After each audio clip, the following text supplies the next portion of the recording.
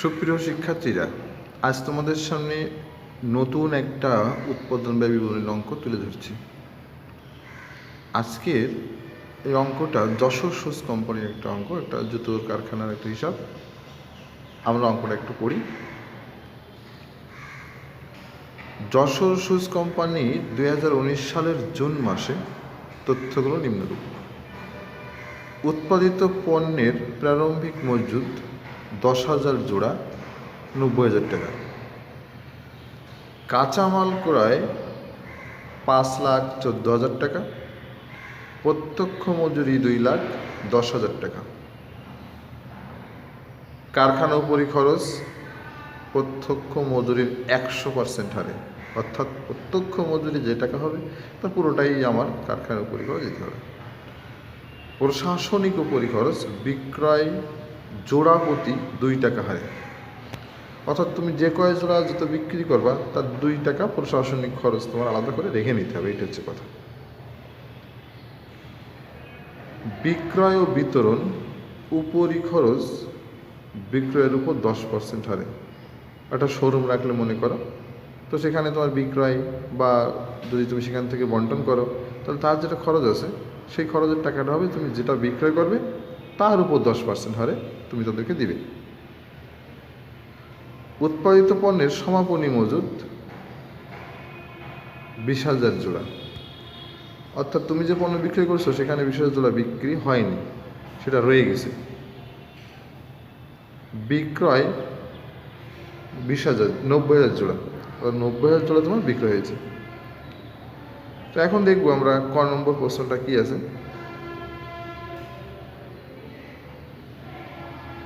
ক নম্বর প্রশ্নে যশোর শুজ কোম্পানির মুখ্য ব্যয় ও উৎপাদন ব্যয়ের পরিমাণ নির্ণয় করো।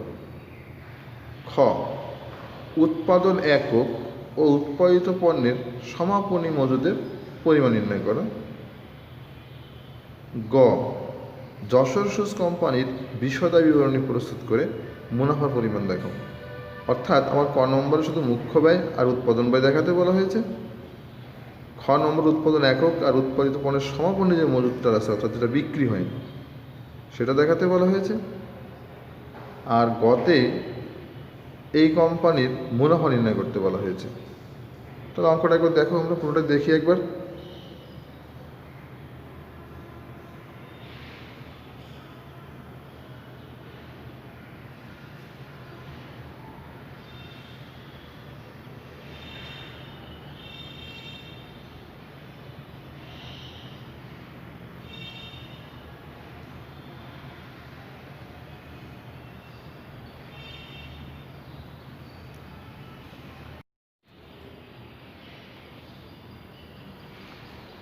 আমরা এখন ক নম্বর সমস্যার সমাধানটা দেখব।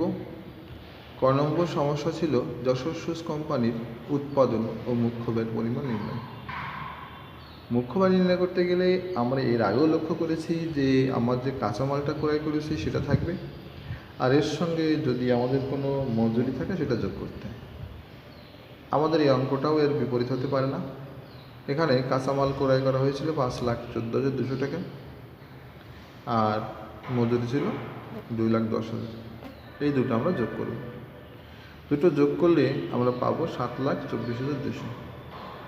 এই যে টোটাল দুটো যোগ করে আমরা 7,24,200 পেলাম, এটাকে আমরা বলবো মুখ্য ব্যয়, অর্থাৎ যে ব্যয়টা আমাদের হবেই। মুখ্য ব্যয়ের সঙ্গে নিয়ম হচ্ছে সবসময় উপরি খরচটা যোগ করতে হবে। তো তুমি লিখবে যোগ কারখানা উপরি খরচ 2,10,000। তো সেখানে আমরা যোগ করলে পাবো 9,34,000। তাহলে মুখ্য ব্যয়ের সঙ্গে উপরি খরচ যোগ করলে আমরা যেটা পাবো তার নাম হচ্ছে উৎপাদন ব্যয়। তো আমাদের এই দুটো যেটা চেয়েছিলাম পেয়ে গেছি। এটা খুবই সহজ, তোমরা একবার খেয়াল করে দেখো।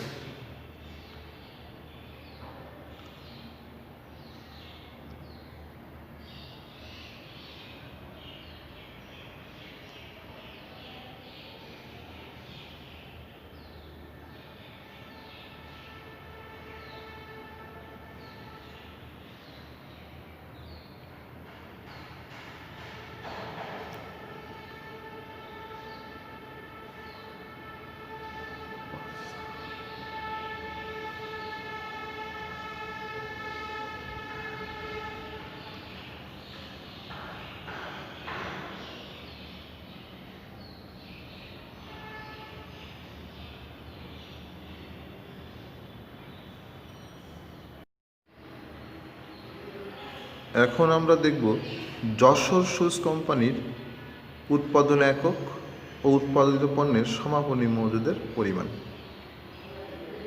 আমরা বিবরণ টাকা টাকা অর্থাৎ টাকার ঘর 2টা কাটবো আর বিবরণ একটা থাকবে। এখানে এই অঙ্কটায় বিক্রয় ছিল আমাদের 90,000 টাকা। এখন বিক্রয় করার পরও সমাপনী মজুদটা যদি যোগ না করি তাহলে কতটা উৎপাদন করেছিলাম এটা তো বের করা যাবে না, তাই না?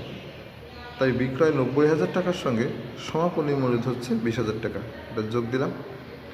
যোগ করলে পাবো আমি 1,10,000 বাদ প্রারম্ভিক মজুদ, অর্থাৎ এটা আমার গত বছরের ছিল, যে মজুদটা আমি আগে ব্যবসায় ব্যবহার করব সেটা ছিল 10,000। তাহলে 1,10,000 থেকে 10,000 মাইনাস করলে বর্তমান বছরে উৎপাদন হয়েছে 1,00,000 টাকা। তো উৎপাদন একক তাহলে হবে 1,00,000 টাকা। কেমন?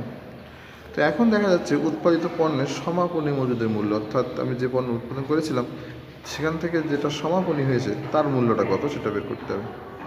এই সূত্রটা হবে উৎপাদন ব্যয় গুণ তৈরি পণ্যের সমাপনী মজুদ ভাগ উৎপাদিত জোড়া।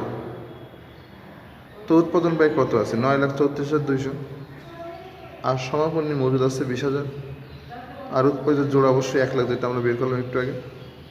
তো এটা করলে আমরা পাচ্ছি 1,86,840 টাকা। এটাই হচ্ছে উৎপাদিত পণ্যের সমাপনী মজুদের মূল্য।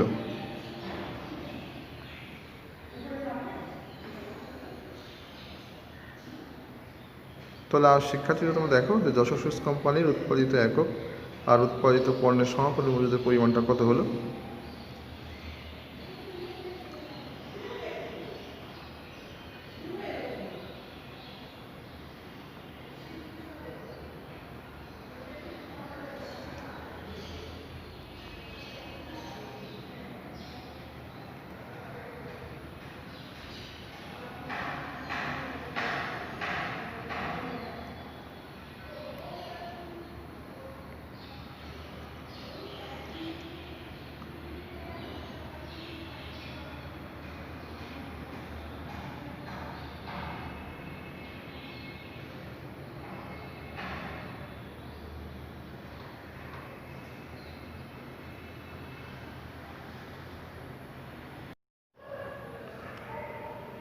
গ নম্বরে আমাদের বলা হয়েছিল বিশদ আয় বিবরণীর মাধ্যমে নিট মুনাফার পরিমাণটা নির্ণয় করতে। তো আসো আমরা দেখি বিশদ আয় বিবরণীটা কীভাবে নির্ণয় করা যায়। প্রথমে আমরা কোম্পানির নামটা লিখব, যশোর শুজ কোম্পানি। বিশদ আয় বিবরণী 2019 সালের জুন মাসের জন্য তৈরি বা প্রস্তুতকৃতও লেখা যায়, প্রস্তুতকৃত। ছকটা আমরা জানি, বিবরণ টাকা টাকা। প্রথমে আমরা দেখব বিক্রয় কত হয়েছিল। বিক্রয় হয়েছিল 13,20,000 টাকা। বাদ বিক্রিত পণ্যের ব্যয় কী কী ছিল? বিক্রিত পণ্যের ব্যয়ের মধ্যে প্রারম্ভিক মজুত পণ্য 90,000 টাকা, উৎপাদন ব্যয় 9,34,200। এটা যোগ করলে পাবো 10,24,200 বাদ সমাপনী মজুত পণ্য, এটা ছিল 1,86,840 টাকা। এটা বিয়োগ করলে আমরা পাবো 8,37,360 টাকা। এবার এইটা টোটালটা আমি যদি বিয়োগ করি, অর্থাৎ 13,20,000 থেকে 8,37,360 যদি বিয়োগ করি তাহলে পাবো 4,82,640। এই যেটা পেলাম এটার কী নাম? এইটা হচ্ছে মোট মুনাফা। অর্থাৎ আমার এই অঙ্কটার মোট মুনাফা হয়েছে 4,82,640 টাকা। কীভাবে পেলাম? বিক্রয় থেকে বিক্রিত পণ্যের ব্যয়টা বাদ দিতে হবে আর সমাপনী মজুদটা বাদ দিতে হবে, তাহলে আমরা মোট মুনাফা পেয়ে যাব। কিন্তু অঙ্কে কিন্তু আমাদের বলেছে নিট পরিচালন মুনাফা বের করতে, তাহলে আমাকে আরও একটু করতে হবে, তাই না? তো দেখো, বাদ পরিচালন ব্যয়। পরিচালন ব্যয়ের মধ্যে কী কী আসে? প্রশাসনিক উপরিখরচ 90,000 গুণ 2। তোমাদের নিশ্চয়ই মনে আছে যে প্রতি জোড়ার জন্য 2 টাকা করে বিক্রয় প্রশাসনিক খরচ ছিল। আমাদের 90,000 জোড়া হয়েছিল, তাহলে 90,000 গুণ 2 দিলে প্রশাসনিক খরচ যাবে 1,80,000 টাকা। আর বিক্রয় বিতরণ পরিখরচ হবে 13,20,000 গুণ 10%, অর্থাৎ 1,32,000 টাকা। এবার আমরা এই দুটো যোগ করি, যোগ করলে পাবো 3,12,000 টাকা। কিন্তু আমাদের তো পরিচালনায় মাইনাস করতে হবে, অর্থাৎ বাদ দিতে হবে। তাহলে আমার মোট মুনাফা ছিল 4,82,640, সেখান থেকে পরিচালন খরচটা বাদ দেবো, অর্থাৎ 3,12,000 টাকাটা বাদ দেবো। বাদ দিলে পাবো 1,70,640 টাকা। এই যেটা বর্তমান পেলাম এটাই হবে আমাদের নেট পরিচালন মুনাফা। এবার অঙ্কটা একবার দেখো আমরা কীভাবে করলাম অঙ্কটা।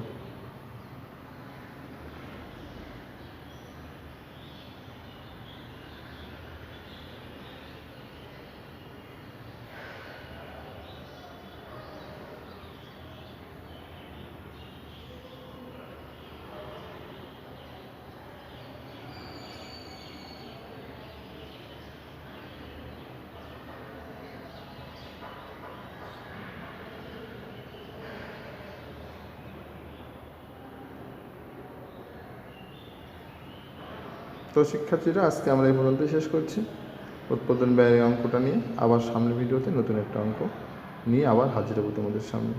ততক্ষণে সবাই ভালো থাকো, সুস্থ থাকো।